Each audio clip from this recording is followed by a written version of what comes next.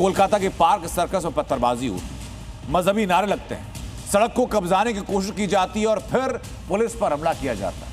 कट्टरपंथी गैंग ने जैसा सोचा पहले से होता है, अब भी वैसा ही होगा, वो ये सोच रहे हैं। लेकिन वहां पर सरकार बदलने के बाद कैसे ऐसे दंगाइयों के मंसूबों पर पानी फेरा जा रहा है, ये मैं दिखाता हूं।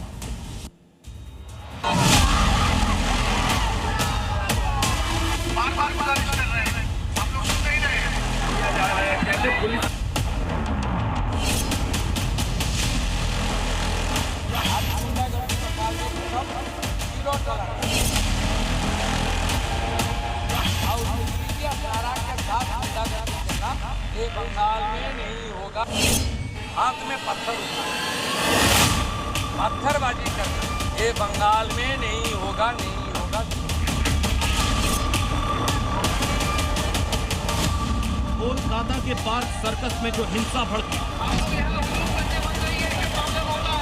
पुलिस वालों पर जो पत्थरबाजी हुई,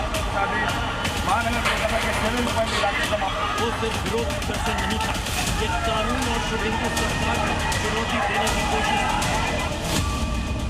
थी। एक सोशल मीडिया पोस्ट से देखते ही देखते कट्टरपंथी भीड़ जुट गई। करीब 300 लोग सड़क पर उतर आए, हाथों में पत्थर, जुबान पर मजहबी नारे और मांग सिर्फ एक, सड़क पर नमाज पढ़ेंगे चाहे जो हो जाए।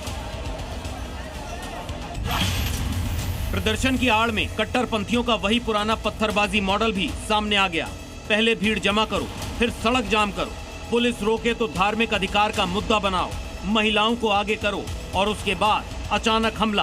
कोलकाता में भी यही स्क्रिप्ट दोहराई गई।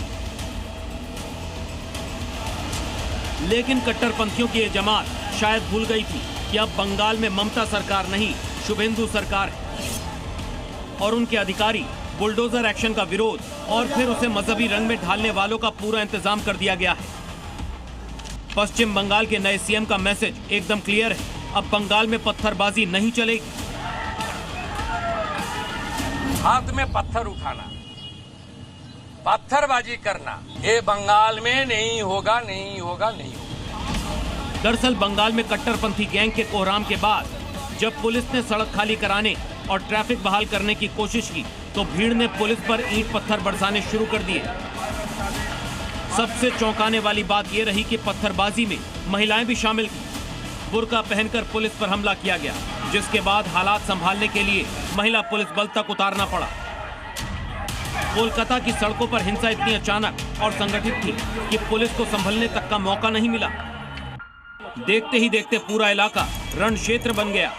पथराव में कोलकाता पुलिस के कई जवान घायल हो गए। इसके बाद आरएएफ और पुलिस फोर्स ने मोर्चा संभाला, तब जाकर उपद्रवियों को पीछे धकेला जा सका।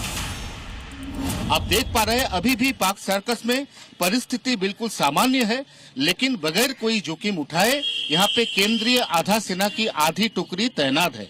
आप देख पा रहे हैं ये जो बस है इसमें केंद्रीय आधा सेना यहाँ पे बैठे हैं, आधा सेना के जवान यहाँ पे आसपास में घूम रहे हैं, आधा सेना पूरी इलाके में अपनी कंट्रोल जो है वो बना के रखा है। इस पूरे बवाल के पीछे समीर खान का नाम सामने आया है, जिसे हिरासत में ले लिया गया है। आरोप है कि इसी ने सोशल मीडिया पर भड़काऊ पोस्ट डालकर माहौल गरमाया। जांच एजेंसियां अब ये पता लगाने में जुटी हैं कि क्या इस हिंसा की प्लानिंग पहले से थी, क्या भीड़ को साजिश के तहत बुलाया गया था और क्या इसके पीछे कोई बड़ा कट्टरपंथी नेटवर्क काम कर रहा है। It's a planned incident. Police is investigating.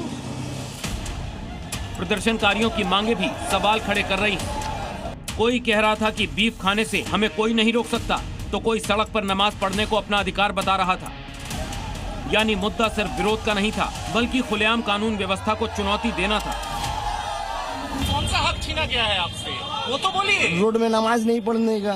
गाय नहीं खाया जाएगा, क्यों नहीं खाया जाएगा, आप लोग ये बताइए। कोई नमाज का रुकावट नहीं होना चाहिए, गोश्त का रुकावट नहीं होना चाहिए, कोई चीज रुकावट नहीं होना चाहिए। वहीं कोलकाता में हुई इस हिंसा और पत्थरबाजी को कश्मीर मॉडल से भी जोड़ा जा रहा है, जिसकी जांच जारी है। कश्मीर में पहले खत्म हो गया, कश्मीर में बहुत पहले खत्म हो गया। बंगाल में थोड़ा आदत इनको पड़ गया था कि हम लोग को कुछ नहीं करेगा, कुछ सरकार पुलिस पुलिस का अंदर भी डर का माहौल था, लेकिन डर का माहौल भाग गया। पुलिस कानूनी तरीके से करेगा।